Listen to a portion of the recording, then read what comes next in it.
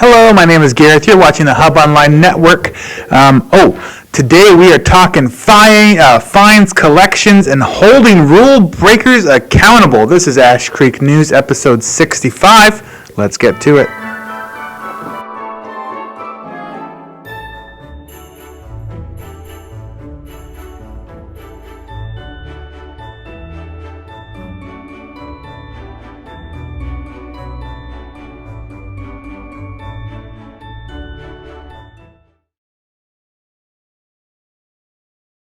First off, we have a sponsor.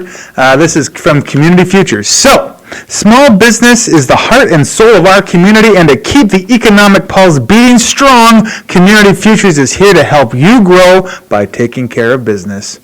The Taking Care of Business program brings funding and one-on-one support to eligible businesses in northern BC. Members will have access to free online webinars, professional business advice, flexible business financing, and the opportunity to apply for a reimbursement of up to $7,500 for customized training. That's planned by you. Learn more at takingcareofbusiness.biz. And of course, we thank all of our sponsors. That is awesome. Thank you, thank you, thank you. Now, this is episode 65, where we are counting down to the end of the year. 2021 is fast approaching. So we have a little bit of housekeeping going on just for us at the Hub Online Network. So we have a few game shows happening. We have one game show happening tomorrow night. We're doing Trade Up again. So if you guys remember from about a month and a half ago, we did that one. On Thursday, we're doing Wheel of Fortune. And then next Wednesday, we are doing another round of the trivia game. So if you haven't signed up, you can still sign up for the trivia game. Oh, you can only sign up for Trade Up. Okay. So if you haven't already done so, get to doing that now. We will gladly have you guys be part of the game. What else do we have? So if you have some of your top 10 favorite memories of 2020, I know that it's been a weird year for everybody, but if you have something that you feel you would like to add to our list, please give us an email at honjournalist@ashcrofthub.com or comment on this video, and we are going to make one or two top 10 lists for our area. Also, we're not going to be doing a show on Christmas, but we will be having a New Year's special where that top 10 list will come in handy, so be sure to stay tuned for that. This is from Sage Sound Singers. Don't miss out on your opportunity to see the virtual Sage Sound Singers concert taking place on December 23rd, 2020 at 6 p.m. The COVID-19 pandemic has affected all of us in profound ways. At Sage Sound Singers, we were forced to cancel several in-progress major events. However, thanks to some creative thinking and determination, we will be having a Christmas concert this year. We are presenting it for the first time as a pre-recorded video concert on YouTube. This is a concert that you must register for, so you can get the link. Please visit http://sss2020.bpt.me, and you can actually find this web address in the poster that's on the screen right now. This will be a free concert for all, and it is our gift to you, our wonderful, loyal supporters. We want to help make this season special for everyone. But especially a special one for you. We thank you from the bottom of our hearts for your support and enthusiasm.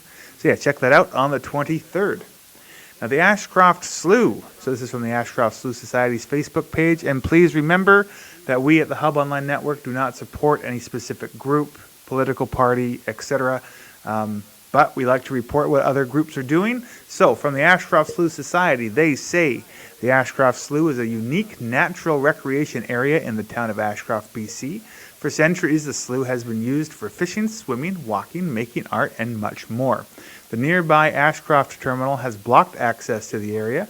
Many community members are upset about this and significant natural area being unjustly taken away and have made their voices heard through the petition. This led to the Ashcroft terminal's creation of a working group. This group is mostly made up of terminal employees and people connected to the terminal despite viable options for access. The conclusion of this group did not lead to slough access. The Ashcroft Slough Society has been formed by community members due to the terminal's statement that they will not take community members seriously. Only formal groups. The Ashcroft Slough Society is prepared to continue advocating for slough access.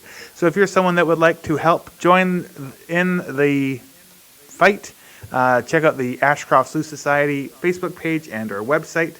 And if you want to see more on this particular story, you can go to our YouTube channel and check out an interview that we did with Dan Collette and one that we did with Patty Kinvig, who is a representative from the Ashcroft Terminal. So please go check those out if you want to see both sides of the story. Now, in Ashcroft, the Ashcroft Council held their last meeting of 2020 last night. It was a meeting that, due to current public health and safety restrictions, was held with no one other than myself in the audience. The council had a delegation that discussed some of the successes and challenges that the local road maintenance group had over the last year, and there was a robust question period with questions from Gloria Mertens. One of the questions was in regards to point 6.3 bylaw enforcement. So this is the question from Gloria.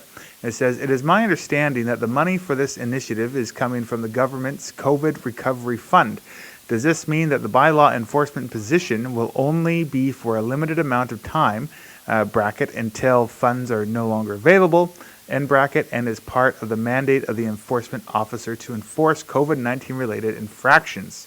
Could you estimate for how long such a position will be in place?" So the village's response to this question was, "Council has never stated that this position is funded by COVID relief. Any COVID-related infractions will be paid with relief funds.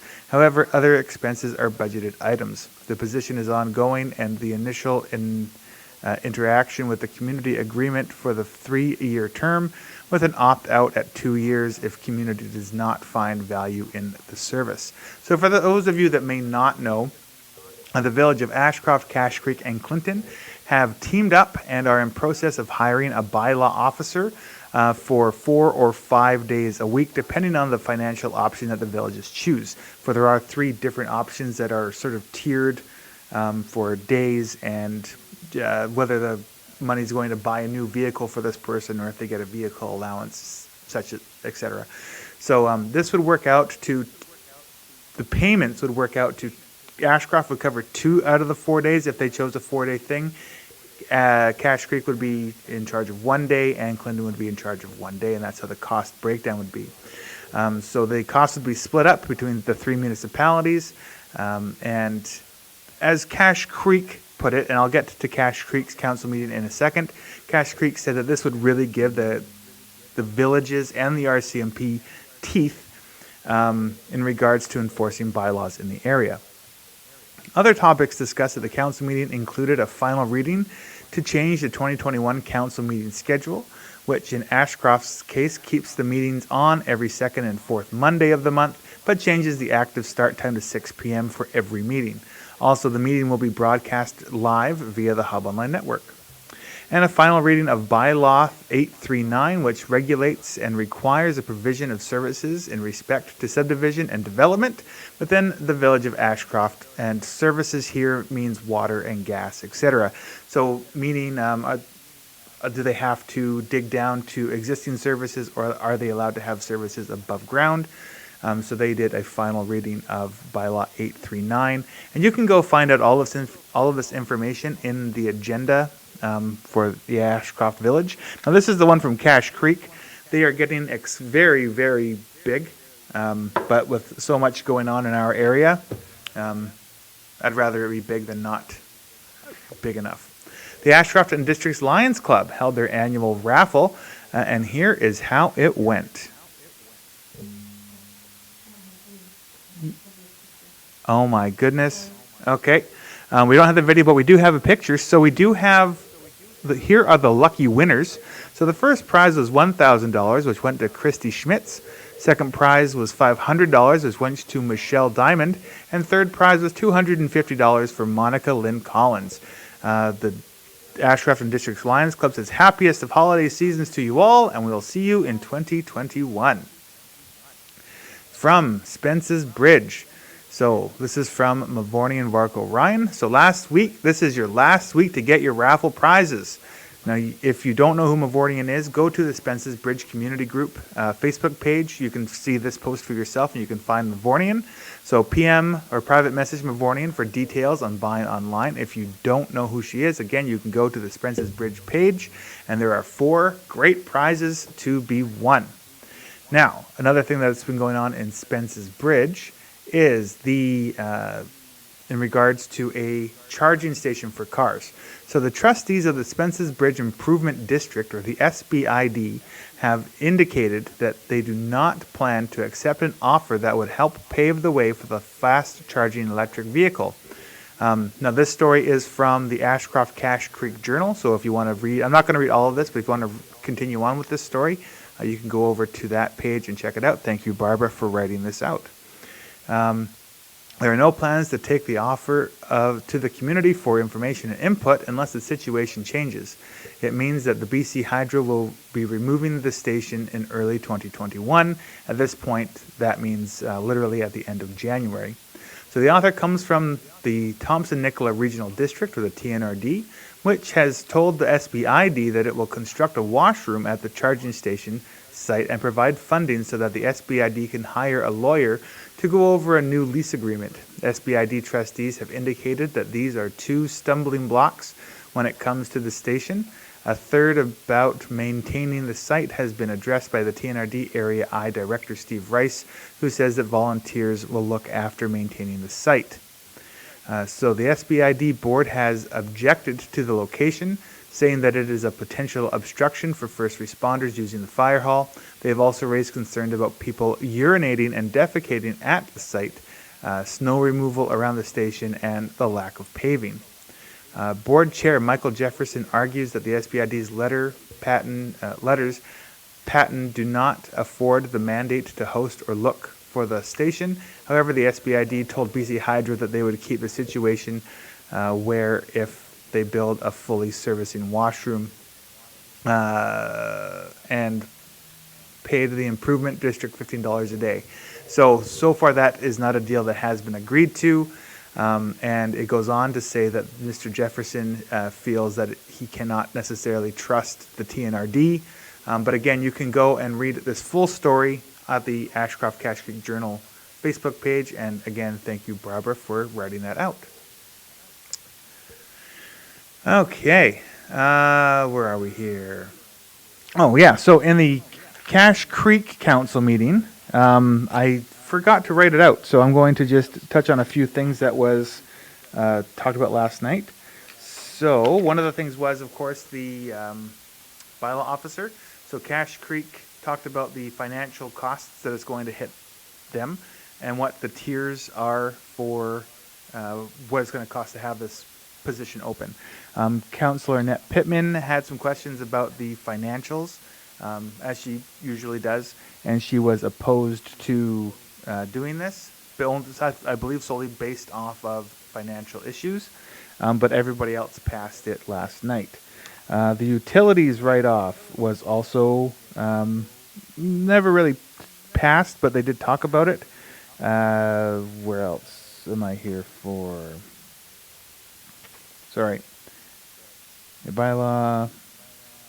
Oh yeah, they finalized, again, changing their days. So for Cache Creek Council, whereas Ashcroft is every 2nd and 4th Monday, Cache Creek is going to be every 1st and 3rd Monday. So that will be, so now for us, instead of giving you guys 2 council meetings every other week, you're going to get 1 a week, staggered between Cache Creek and Ashcroft. The village of Cache Creek is going to be re-going over their bylaw policies and renaming everything and giving things new numbers. So they're going to be doing that over the next little while. It seems like a fairly big job. They're going to reallocate things with different titles. I forget what the specific terms were, but they're going to, instead of just having numbers, break it up into sections as to what they're going to, like it has to do with finance, they're going to give it an F for finance and then a number. So it's going to get broken up into sections, which should be pretty interesting. And the Ash Creek TV Society has informed the village that they no longer wish to make use of the old water reservoir and so wish to return to the village as per the agreement attached. So the Ash Creek TV Society, which we benefited greatly from, so thank you very much for all of that. We started here at the Hub Online Network based off of old equipment that the Ash Creek TV Society had. I actually have named this show the Ash Creek News to kind of homage to that group.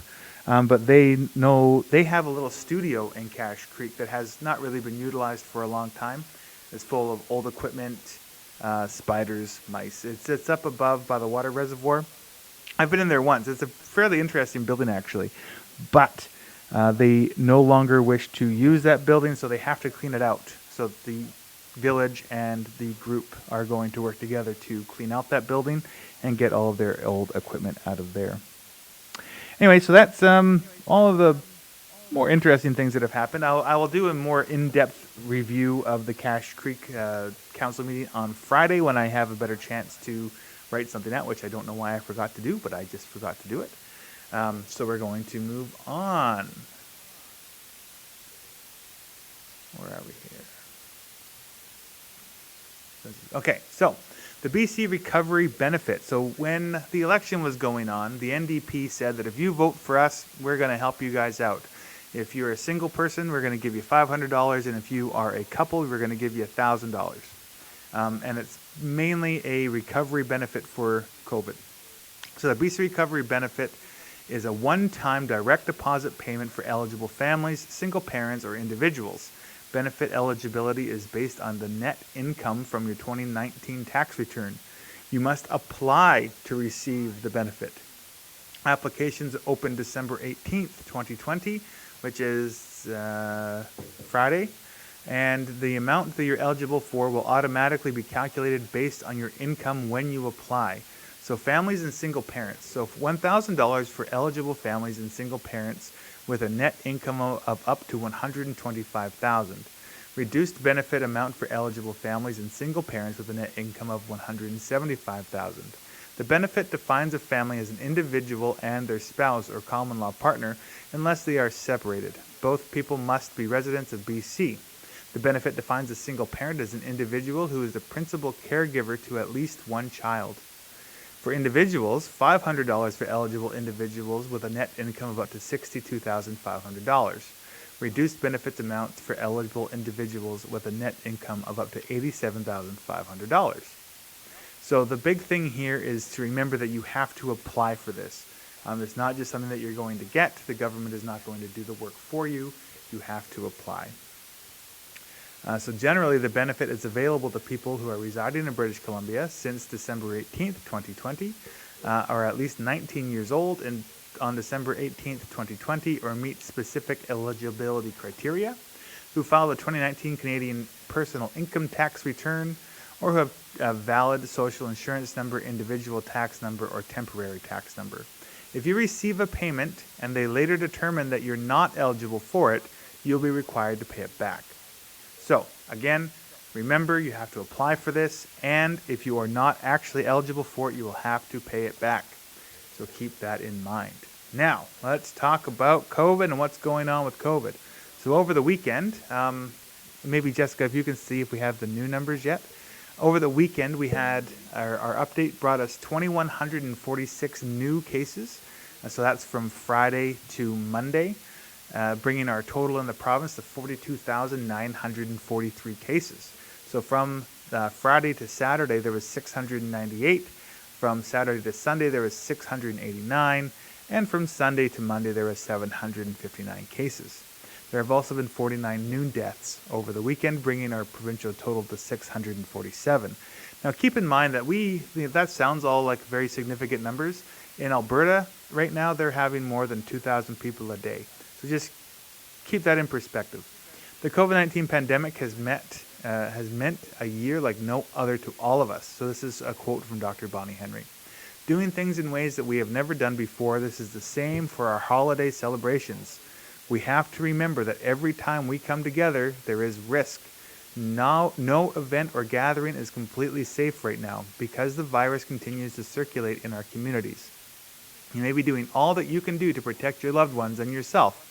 And this is what we all need to be doing right now. Unfortunately, despite everything we are doing, there is still the potential that someone you spend time with may inadvertently bring the virus to the dinner table. Our homes don't have the many layers of protection that we find in our other places. In our homes, we spend more time close together, we aren't using masks, and we don't have the barriers and safe distances that we see elsewhere. When more people get a COVID-19 vaccine and the number of cases declines, we'll be able to safely resume activities that are paused right now. Now, this next bit that I'm going to talk about is from the most recent John Horgan interview, which literally stopped 20 minutes ago, but Global BC had it all typed out as more like a transcript. So this is taken from Global BC. So the BC government will increase its efforts to levy and collect fines for those who violate orders aimed at curbing COVID-19. Premier John Horgan told reporters on Tuesday that the province will work with community safety investigators and others to ensure that those who break rules around social gatherings and physical distancing are fined. Quote, "There are those who are not prepared to bend a little, but in their personal lives for the benefit of all of us," Horgan said. So consequently, we are going to be beefing up public health orders in the next couple of weeks. Nearly 200 COVID-19 violation tickets were issued in BC between August 21st and December 4th. This includes 36 tickets to owners or organizations contravening the order of gathering and events, and 16 tickets for contravening of the food and liquor serving premises order. Each ticket carries a $2,000 fine. The violations are also include 142 tickets issued to individuals who refuse to comply with direction from law enforcement for actions such as not wearing a mask in indoor public places. These tickets each carry a $230 fine. British Columbians can challenge these fines, however, Horgan said, but once due process is complete, it is time to pay up. If you do not pay the fines, we will send collections after you, he said. Horgan's comments come at the same day as the first person in BC to receive a vaccine. Few details so far have been released, though officials said that it was a frontline health worker. About 4,000 of the 30,000 doses of the Pfizer vaccine that Canada has received are being transferred to 2 sites in the Lower Mainland, one in the Metro Vancouver and one in the Fraser Valley. Long-term care residents are officially next on the list, but won't be able to receive it for at least a few more weeks until the doses are safe to transport outside of sub-zero temperatures. The Moderna vaccine, which is awaiting approval, has less stringent restrictions because of the way it is manufactured. So we've already got the vaccine going out there, everybody. Let us know what you think about the vaccine. I would be interested to know. You can email me at honjournalist@ashcrofthub.com. Now, let's talk about what's going on with Jackie Taggart. If we have that video. Okay. So, she says on her Facebook that isolation and uncertainty due to the pandemic is taking a toll on our mental health. So she says that I asked the Premier to support British Columbians and ease the suffering by committing to rapid testing broadly across British Columbia. Sadly, no commitment. Here's the video. Member for Fraser-Nicola. Thank you, Mr. Speaker. The pandemic is taking a toll health-wise. It's also taking a toll on the mental health of British Columbians. Seniors who are separated from their families. Parents who want to know if school exposure was in their child's classroom. Teachers who can't find out if they've been exposed for several weeks. Isolation that's impacting all of us in many negative ways. Today, we've expressed the worries and stresses being felt by many British Columbians, and we've asked the Premier to implement a number of practical, thoughtful actions to address these concerns.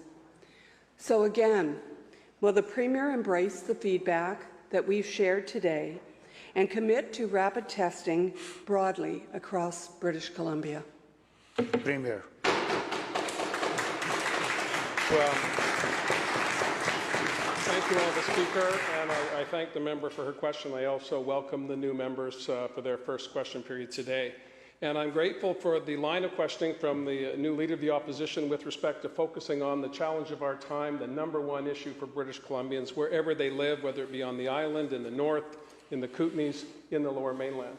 addressing COVID-19 and making sure that we're there for people, for businesses, and for communities. And we have been doing that for the past 9 months. I'm grateful for all the questions today, and I'm grateful to the answers, the coherent answers from ministers responsible for the particular issues that were raised by all of the members in this House. I understand that politics is now behind us, and we can all together focus on bringing forward the issues that matter to the people in our communities and matter to the people of British Columbia.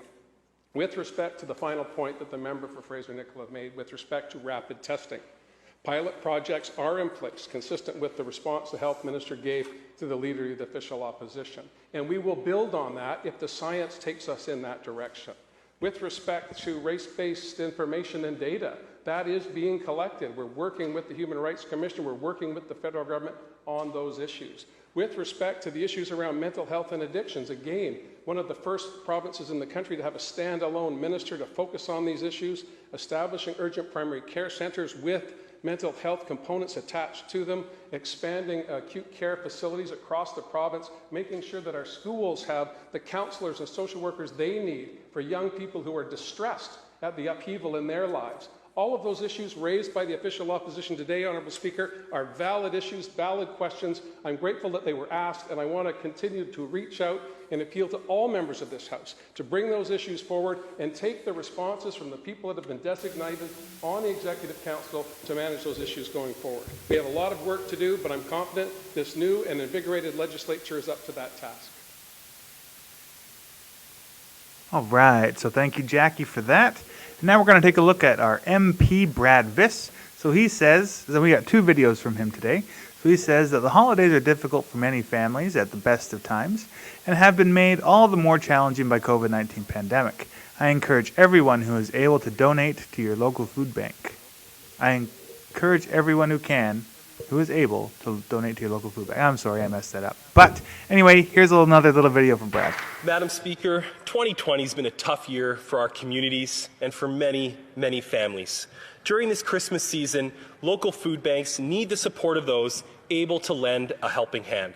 I'm proud to celebrate Mission Matsqui Fraser Canyon's local organizations, emergency services, and business associations who have faithfully rallied residents to stock the shelves at local food banks. I wish I could name them all, but thankfully there's simply too many in the short time I have today. But I would like to highlight St. Joseph's Food Bank in Mission. They've joined forces with Mission Community Services and the Christmas Bureau to amplify their efforts. During this holiday time, I invite you to donate to St. Joseph's at missionfoodbank.com to help others. To all the constituents of Mission Matsqui Fraser Canyon able to give, thank you for your generosity. I wish you and yours a Merry Christmas and a Happy New Year.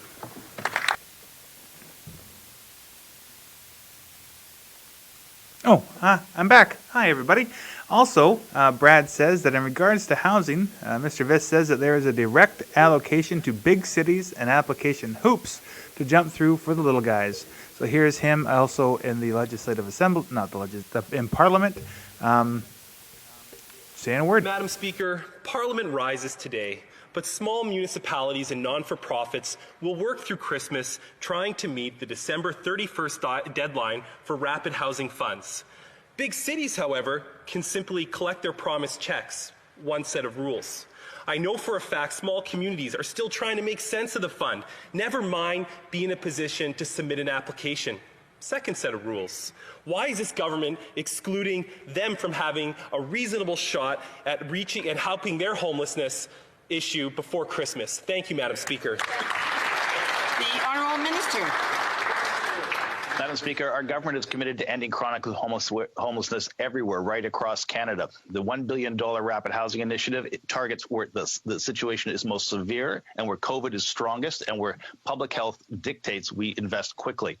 All municipalities, all communities, Indigenous-led governments as well, can apply for the Rapid Housing Initiative. We're committed to ending homelessness. This is the first installment, and we are working just as hard over Christmas to make sure every community, small ones, large ones, regional ones, northern ones, get the support they need to help vulnerable Canadians in difficult situations. Thank you. All right, so now hopefully I can use my words good. If you want to win a $10 gift card to the Junction Coffee House in Cache Creek, type your 3 favorite things that I talked about in today's show into the comments, and we will pick somebody at random to win the $10 gift card. Now that's pretty much all I have for you guys today. Thank you all for watching. We'll see you guys on Friday. If you want to, you can still sign up for Trade Up, which happens tomorrow night. And otherwise, Vivian Edwards, wherever you are, we hope you're doing well. See you guys on Friday.